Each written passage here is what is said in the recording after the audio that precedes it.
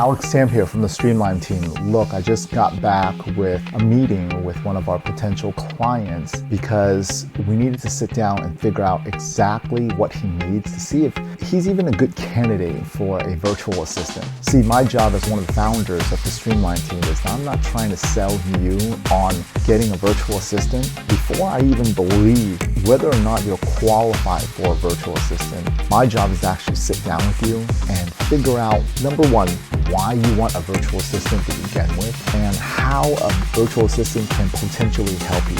What are some of the ways that you can work with a virtual assistant? What is the time commitment? Having a virtual assistant at the beginning, yes, in the long run it's going to save you time, but at the beginning you have to spend some time to train a virtual assistant. So if you're not sure about getting one, maybe you thought about needing one, let's find out if you really need one first, right? Because there's some people that think they need a full-time virtual assistant and they're just wanting to create a couple graphics a week. If you're trying to create some graphics, you're trying to edit some videos, you might want to do some TikTok, Instagram, and get it posted everywhere, hop on a podcast once a week, maybe do some phone calls for you, where if you have at least 20 hours of work for a virtual assistant, I am sure that through some creativity, you're able to think up another 20 hours of work per week. Just think about, what are you doing 20 hours a week or 40 hours a week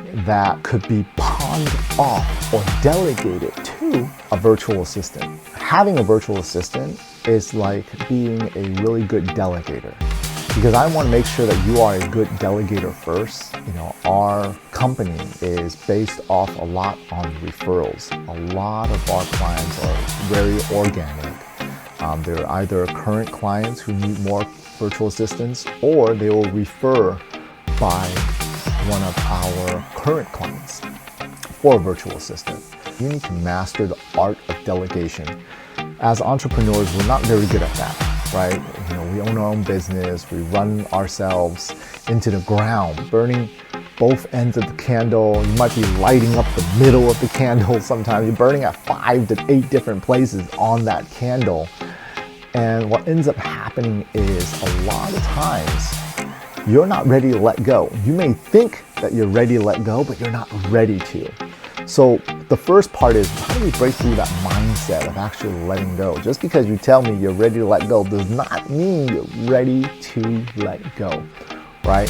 So part of it is sitting down and actually talking with you through it to make sure a virtual assistant is good for you and that you're good for virtual assistants as well. So let's find out if you are actually needing a virtual assistant. Let's hop on a discovery call, because a virtual assistant can do so much, but you have to be able to let go first, right? Is it a phone call that you can delegate to someone? Is it, incoming or outgoing calls? Email? Is it text? Is it the bookkeeping?